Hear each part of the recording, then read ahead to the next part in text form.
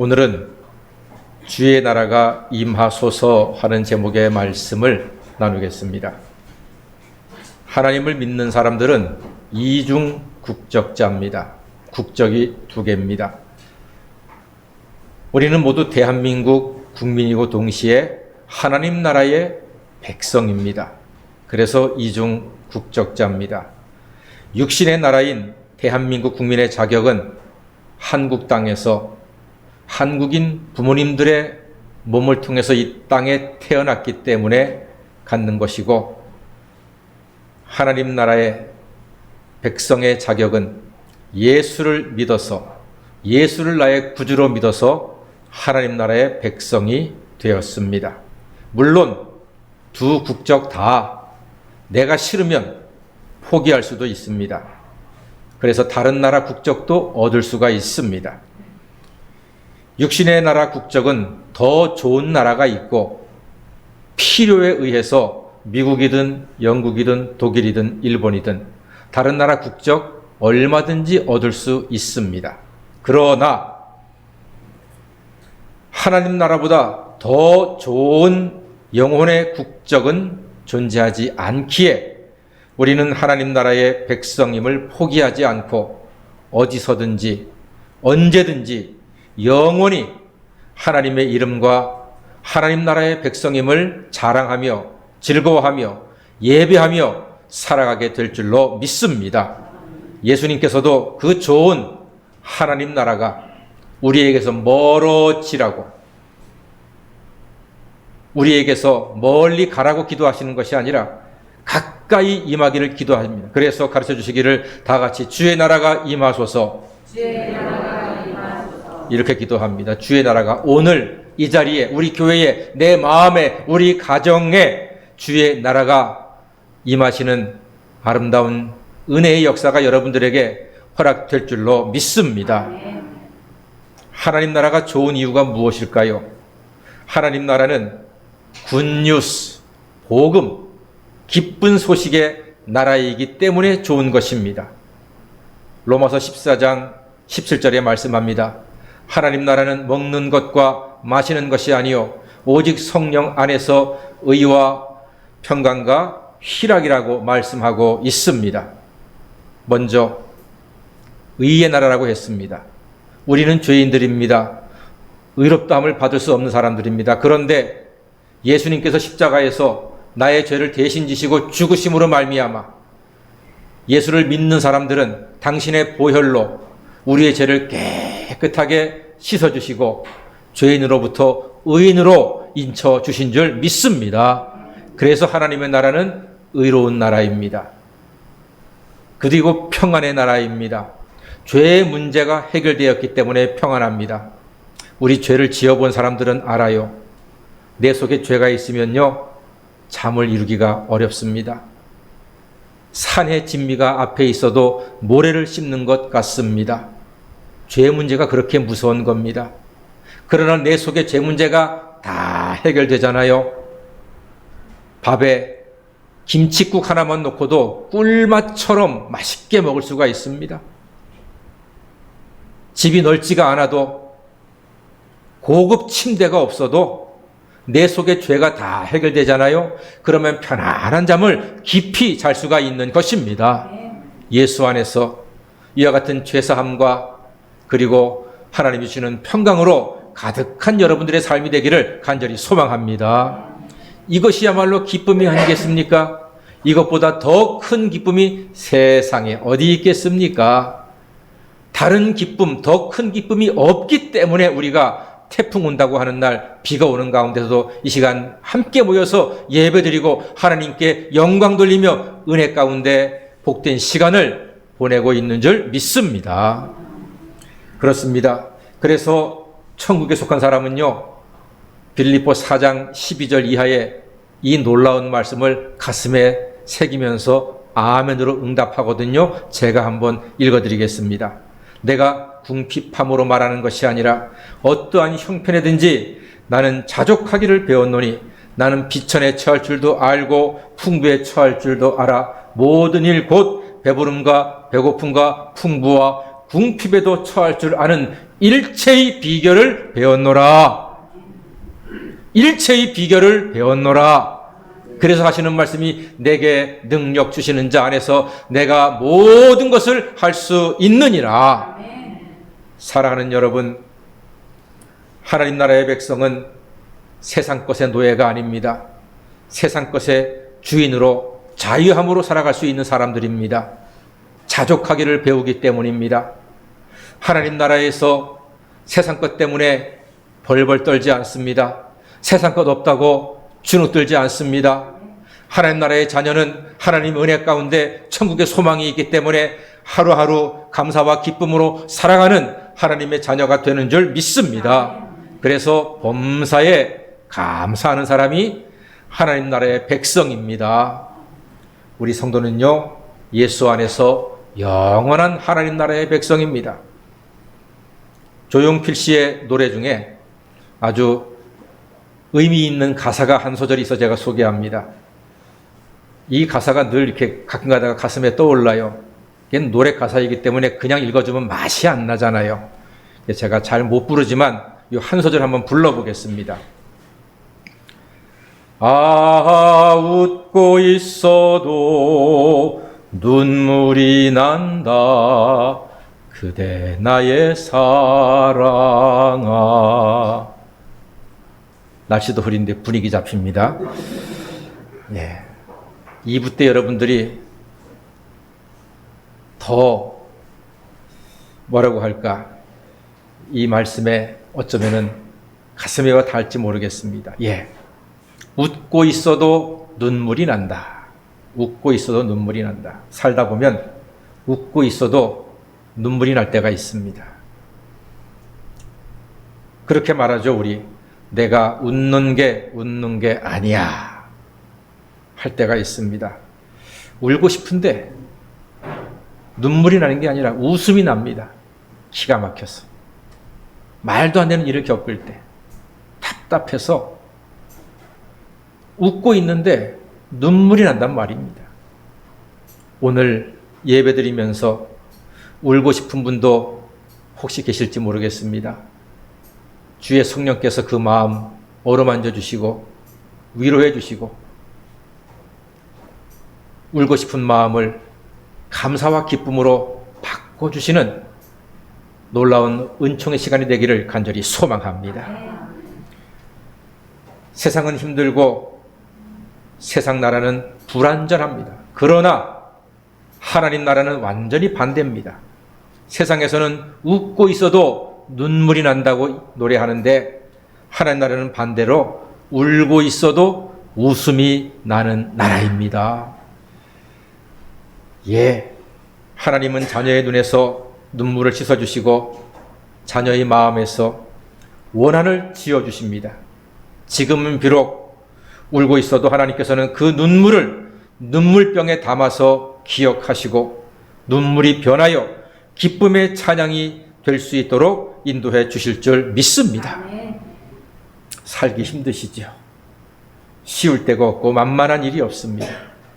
일은 하는데 통장은 늘 비어있고 약은 한 주먹씩 먹는데 몸은 계속 아프고 열심히 하는데 왜 욕은 욕대로 먹는지 모르겠습니다. 공부는 해야 하는데 잘 안 되고 살림은 갈수록 힘이 들어요. 아무리 해도 티가 안 나. 근데 안 하면은 금방 티가 나버려. 집구석에서 뭐 하냐 이런 소리나 듣는단 말입니다. 직장생활은 어떻습니까? 그럭저럭 하십니까? 아니면 그냥 마지못해 하십니까? 혹은 죽지 못해 하십니까? 여하튼 사랑하는 여러분 수고 많으십니다. 주께서 여러분들의 모든 수고와 그 마음을 성령의 능력으로 감싸주시고 안아주시고 이 주님의 나라에서 온전하게 회복시켜 주시고 위로해 주시는 놀라운 시간이 되기를 간절히 소망합니다. 세상 나라는 힘들게 경쟁하며 사는데 하나님 나라에서는요 믿음과 소망과 사랑으로 살아갑니다. 그래서 우리는 기도합니다. 주의 나라가 임하소서라고 간구해야 하는 것입니다. 세상 나라는요, 내 능력으로 인정받아야 돼요. 내 능력으로 해내야 됩니다. 힘들어요. 갈수록 어려워요. 그러나 하나님의 나라는 믿음으로 인정받는 나라입니다. 소망으로 인정받는 나라입니다. 사랑 가운데 새 힘을 얻는 나라입니다. 그래서 우리는 하나님 나라가 늘 기쁘고 감사합니다. 주의 나라가 임하소서. 이 세상에 하나님 나라는 교회를 통해서 임하고 있습니다. 여러분, 교회가요, 그렇게 중요한 거예요. 교회는요, 하나님이 선물로 주신 축복이에요. 하나님의 놀라운 선물입니다. 추석 선물보다 더 귀한 것은, 회사 보너스보다, 연말 보너스보다 더 귀한 것은 교회요, 교회를 통해 드리는 예배인 줄로 믿습니다. 교회는 하나님 나라의 모형이라니까요. 이 말씀이 우리는 좋은데요, 어떤 사람들에게는 시험거리가 돼요. 아, 교회가 하나님 나라의 모형이라고? 왜냐하면 어떤 교회는 지하에 있어서 비만 많이 오면은 교회가 물에 젖고 곰팡이 냄새가 가득한 교회 여러분 많습니다. 어떤 교회는요, 공장같이 허름한 교회가 있고, 어떤 교회는 그냥 정말로 헛과 같은 교회가 있고, 학구방같이 작은 교회가 부지기수로 많습니다. 또 어떤 교회는 엘리베이터도 없어서 3층까지 걸어 올라오면 땀이 삐질삐질 나는 그런 교회도 있어요.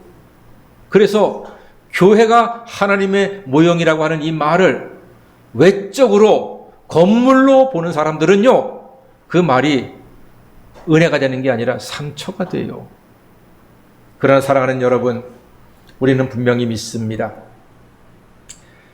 교회는 건물이 아니라, 겉모습이 아니라 예수를 믿으면 예수로 말미암아 죄사함 받고 천국의 삶을 누리게 되는 줄로 믿습니다. 어느 교회든지 예수를 믿음으로 말미암아 죄사함 받고 구원받습니다. 어떤 교회를 다니냐가 중요한 것이 아니라 어떤 분을 믿느냐, 어떤 분에게 예배하느냐가 중요한 것입니다. 그래서 지하교회라도 수백억짜리 아름다운 교회라도 그 교회에서 영과 진리로 참된 마음으로 하나님께 예배할 때 하나님은 그 예배를 기뻐 받으시고 예배자들을 축복하셔서 천국의 은혜로운 삶, 평안의 삶을 영원토록 누리게 해주시는 것입니다. 교회는요, 바다처럼 모든 것을 받아줍니다. 저는 그래서 교회가 좋아요. 교회는 바다 같아요. 바다는 물을 차별하지 않습니다. 물을 구별해서 받지 않습니다. 바다로 흘러들어오는 물을 다 받아줍니다. 그래서 그 짠 소금물로 시간이 걸리더라도 다 정화를 해서 바닷물이 되는 거예요.